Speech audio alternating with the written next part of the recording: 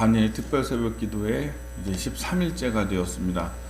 새벽에 일어나서 또 인터넷으로 유튜브로 접속하시는 분들, 또 이제 주님의 전에서 이렇게 예배를 드리시는 분들, 모든 분들 하나님의 은혜가 함께 하시기를 바라고, 또 많이 피곤하고 힘들 수도 있지만은 그래도 이렇게 이 시간을 구분해서 하나님께 드리는 것이 참 중요하다, 이렇게 생각이 듭니다. 오늘 삼손 이야기를 좀 하려고 합니다. 이 13장부터는 삼손 이야기가 시작이 됩니다. 사사기에서 가장 큰 비중으로 다루고 있는 사사가 바로 삼손입니다. 이 삼손이라고 하는 사람 참 특별한 사람이고, 우리가 모든 사람들이 엄청난 괴력의 소유자로 그렇게 기억하고 있습니다. 블레셋 사람들 1000명을 때려 죽이기도 하고, 또 많은 사람들을 신전에서 기둥을 무너뜨려서 많은 사람들을 블레셋 사람들을 죽이는 그런 일들을 했습니다. 그래서 이 삼손에 대한 스토리를 우리가 잘 기억하고 있는데, 이 삼손은 정말 그 구석구석 깊이 생각해 보면 우리와 굉장히 비슷하고 닮았다, 이렇게 생각이 듭니다. 아마 여러분 자기 자신과 동일시하게 되는 그런 일들이 있을 것이다, 그렇게 생각이 됩니다. 왜냐하면 삼손이 엄청난 괴력의 사나이라고 하지만은, 그러나 그의 모습들은 참 자기 안에서 내적인 갈등을 많이 하고, 하나님의 뜻이 무엇일까 찾아가고, 그리고 외롭게 블레셋 사람들과 혼자서 싸웠던 그런, 어떻게 보면 좀 슬픈 사사, 이렇게도 생각이 듭니다. 인생 살면서 고독하고 외롭다라고 느껴지는 그런 부분에서 참 우리의 인생이 이 삼손과 좀 닮지 않았나, 이렇게 생각이 드는 것이죠. 이때 1절 말씀에 보면, 이스라엘 자손이 다시 여호와의 목전에 악을 행하였으므로 여호와께서 그들을 40년 동안 블레셋 사람의 손에 넘겨주시니라, 이렇게 말씀하고 계시죠. 40년 동안 블레셋 사람의 손에 넘겨줬다. 또 우상 숭배했다는 얘기예요. 또 이방신 숭배 또 했다는 얘기예요. 하나님께서 평화를 주시고 그렇게 전쟁 없이 다른 나라에 지배받지 않도록 그렇게 하셨는데, 금방 돌이켜서 이방신 숭배 또 우상 숭배에 빠졌다, 이렇게 되는 것이죠. 그래서 하나님께서 40년 동안 블레셋 사람의 손에 넘겼다. 여러분, 이전에 입다이의 전쟁 이야기 나누지 않았습니까? 근데 이때 그때 위협은 누구였냐? 암몬과 블레셋이었죠. 근데 암몬은 요단강 동쪽이었어요. 길르앗 사람들이 싸우는 것은, 길르앗 사람들은 암몬과의 전쟁이었죠. 그러니까 블레셋은 그대로 두고 있었어요. 그러니까 블레셋은 여전히 살아 있었고 여전히 이스라엘을 지배하고 있었어요. 한 부분을. 서쪽에 있는 이제 에브라임 지파나 뭐 이런 서쪽에 있는 지파들은 블레셋의 영향을 받고 있었고, 길르앗, 그러니까 요단 동쪽에 있었던 이 길르앗 사람들, 동편의 사람들은 암몬의 지배에서부터 입다를 통해서 구원을 받은 것입니다. 그래서 전쟁에서 승리하고 평화를 누리게 되죠. 근데 블레셋은 그대로 있었다. 이 블레셋이 특이한 사람들이에요. 성경에서 블레셋이 참 많이 나오는데, 이 사람들은 본래 해양 민족입니다. 이 크레타 섬에 살고 있는, 그래서 많은 수요도 많고 숫자도 많고, 그리고 섬이다가 보니까 약탈도 많이 하고, 그리고 선진 문물을 잘 받아들이고, 그렇게 해서 철기 문명을 가지고 있었습니다. 근데 이 사람들이 가나안 땅에 들어와서 살기 시작한 것인데, 이 가나안 땅은 자기들이 원래 거주하고자 하는 땅이 아니에요. 본래 가고자 하는 곳은 어디냐면 애굽이에요. 그래서 애굽을 점령해서 애굽으로 가고자 하는데, 교두보가 가나안 땅이죠. 거기에서 가사, 아스돗 5개의 그 도시를 건설하고 거기에서 머무는 것입니다. 그러니까 이 사람들이 있을 때가 있고 없을 때가 있어요. 그러니까 있을 때는 이스라엘이 추수 때가 되면은 와가지고 식량을 빼앗아 가고, 이렇게 조공 받아가고, 이렇게 하다가 또 이제 크레타 섬으로 돌아가요. 그때는 또 없어요. 그때는 안 괴롭히고. 괴롭힘이 별로 없고 이런 식으로 이제 반복이 되는 것이죠. 그러니까 어떤 때에는 이스라엘을 압제하고 어떨 때에는 또 크레타 섬으로 돌아가 가지고 이들이 없고 이런 상황으로 우리가 생각해 볼 수 있는 것입니다. 이 블레셋 사람들은 또 워낙에 강하기 때문에 이스라엘이 잘 극복하지 못했던 그런 사람들인 것입니다. 그래서 진짜 센 사람들이죠. 정말 센 사람들에게 하나님이 40년 동안 붙이셨다. 이스라엘의 고충과 고통이 굉장히 컸을 것으로 우리가 생각이 드는 부분입니다.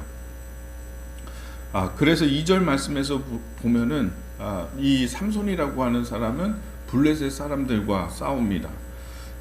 2절 소라 땅의 단 지파의 가족 중에 마노아라 이름하는 자가 있더라.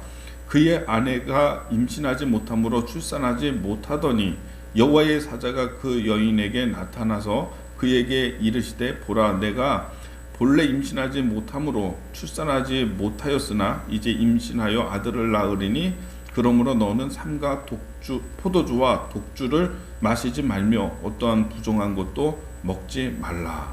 네, 하나님의 사자가 삼손의 어머니에게 나타나서 내가 임신하지 못해서 출산하지 못하는데 이제 내가 아들을 낳을 것이다. 수태고지를 해주는 것입니다. 너는 너의 태중에 생기게 되는 아이는 하나님의 나실인이다. 하나님이 구별한 사람이다. 그러니 너는 포도주 먹지 말고 독주 마시지 마라. 부정한 것들 먹지 말라. 이렇게 나실인의 규정을 이야기를 하시는 것입니다. 이 나실인이라고 하는 것은 이것은 하나님께서 태중에서부터 구분하신 사람이라고 하는 그런 뜻이 있습니다. 그래서 하나님 사용하시기 위해서 이미 선택을 한 것이죠. 그래서 이 나실인이 태어나서는 지켜야 되는 규례가 3가지가 있는데 머리에 삭도를 대지 마라. 머리 자르지 말라 이런 뜻이죠. 머리에 삭도 대지 말고 그리고 독주 마시지 마라. 포도주 마시지 마라. 그리고 부정한 것 만지지 마라. 이렇게 3가지의 규정이 있습니다. 근데 평생 그것을 지켜야 되는 것입니다. 이런 나실인으로 구분된 사람이 또한 사무엘이라고 하는 사사겠죠. 그러니까 사사기에서 이제 사무엘은 마지막 사사거든요. 그러니까 이 사사기에서 구분된 나실인은 2사람이다. 이렇게 얘기할 수 있는 것입니다. 저는 오늘 이 나실인에 대한 이야기를 좀 하는데요. 여러분 왜 하나님께서 이 3가지의 규정을 주셨을까? 우리가 생각을 해보는 것입니다. 하나님이 하지 말라는 것을 잘 지키는 게 힘이고 능력이 되는 것이다 라고 하는 겁니다. 머리에다가 삭도를 대지 마라, 머리 자르지 말라, 이런 뜻은 뭐냐면 머리라고 하는 것은 중요한 기능 가운데 하나가 지금 요즘은 다 이제 아름다움 이런 거죠. 근데 이제 성경적인 것은 뭐냐면 머리털을 자르지 않는다는 행위는 그것은 나를 가리운다라고 하는 거예요.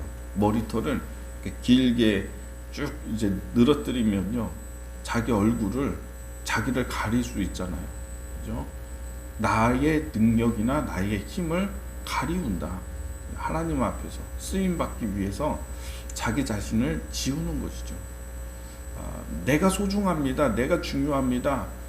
내 의지가 중요합니다. 내 욕구가 중요합니다. 이것이 아니라 자기를 가리우고 자기를 비우고 하나님을 높이는 그런 사람이 되어야 한다라고 하는 그런 뜻이에요. 머리털 계속 길러서 자르지 않아서 자기를 가리우는 것이죠.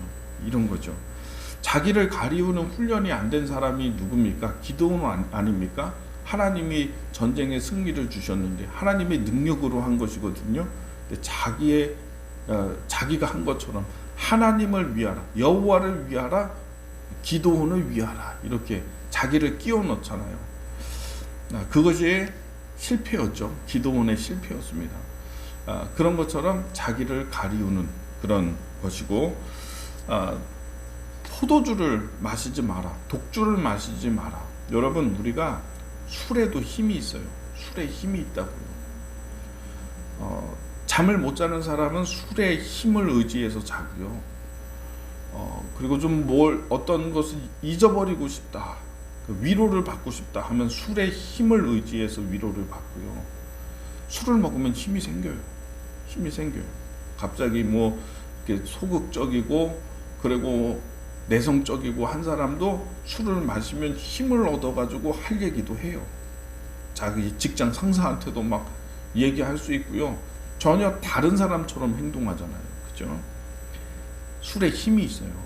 에너지가 있다고요. 그러니까 내가 의지하는 것은 다른 너희에게 힘을 줄 수 있는 것에 의지하는 것이 아니라 너는 철저하게 하나님의 뿌리를 두고 하나님을 의지해서 하나님의 힘으로 살아야 된다. 하나님의 힘이 너에게 있다. 이런 뜻이 되는 것입니다. 독주를 피하라.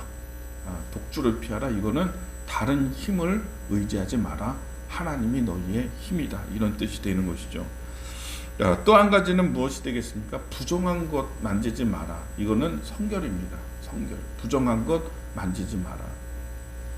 거룩하게 구분되고 성결하게 살아가는 것이 너희의 힘이 되고 능력이 되고 내가 모든 사명을 감당할 수 있는 그런 것이다. 능력이다. 이렇게 이야기하는 것입니다. 그래서 이 세 가지의 규정을 잘 지켜야 됩니다. 근데 삼손은 우리가 잘 알듯이 힘이 셌잖아요. 힘이 센 사사예요. 정말 괴력에 사자를 만났는데 이후에 이제 14장에서 보면은 어린 사자라고 돼 있어요. 아무리 어린 사자여도 사자는 사자잖아요. 그죠? 사자를 만났는데 그 사자를 그냥 염소 새끼 찢듯이 찢어가지고 죽이는 괴력의 사람, 이런 사람이죠. 나귀 턱뼈로 블레셋 사람 1000명을 때려서 죽이는 그런 엄청난 괴력의 사람이죠. 이런 사람이기 때문에 내 힘을 의지해서 사는 것이 아니라 철저하게 하나님에게 구분돼서 살아야 되는 나실인의 삶을 살아야 하는 것입니다. 근데 이거 다 어겨요. 삼손의 실패는 이 규정을 다 어겨요. 다. 이거는 하나님이 나를 보호하시고 지키시는 규정인데 이거를 다 어겨. 다. 힘이 세다가 보니까는 센 사람들은 남의 얘기 안 들어요. 어떤 규정이나 법칙이나 이런 게 있으면은요 대수롭지 않게 생각해요. 왜? 내가 세니까 어차피 나 건들 사람 없어. 이런 생각이 있으니까요 법을 그냥 쉽게 막 어겨버린다고요. 이 삼손도 그랬어요. 자기가 찢어서 죽인 그런 사자. 근데 일주일 후에 얼마 후에 다시 가서 보니까는 그 사자의 사체 뱃속 안에 꿀이 있는데 그래서 그 꿀을요 사체를 이렇게 들어가지고 그 꿀을 가져와가지고 자기도 먹고 자기 아버지에게도 주고 어디에서 났다라고 하는 것은 얘기 안 하죠. 그러니까 이 사체 부정한 사체를 그냥 만져버리잖아요. 이 술 독주 이거는 애초에 그냥 어겼어요. 애초에 처음부터 어겼어요. 마지막까지 어기지 않고 있었던 게 뭐냐? 머리에 삭도 되지 않는 거. 이거 어기지 않고 있었잖아요. 근데 드릴라에게 결국은 그 얘기도 해주게 되면서 비밀을 말해주게 되면서 머리를 자르게 되죠. 이런 일들이 있었죠. 그래서 저희가 오늘 드리는 말씀은 여러분 하나님께 나를 구분하는 것, 나실인의 규정은 거룩을 지키고 성결하고 이렇게 자기의 것을 구분하는 것에서부터 시작이 되는 것이거든요. 금기, 하지 말라. 이것을 존중하고 잘 지키는 게 우리의 능력이 된다라고 하는 것입니다. 오늘 세 가지, 나실인의 규정 세 가지. 삼손이 자기의 모든 것을 감당할 수 있게 하는 능력이 되는 세 가지의 원칙. 그것이 무엇이냐? 머리에 삭도 대지 말라. 너를 가리우라. 자기 자신을 가리워라. 드러내지 마라.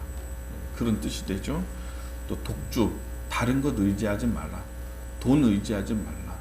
다른 힘, 너에게 힘을 줄 수 있는 그것을 의지하지 말라. 이런 얘기가 되는 것이고요. 그리고 부정한 것 만지지 마라. 성결한 것은 너를 구분해서 지키는 것이 거룩이 너의 힘이 된다.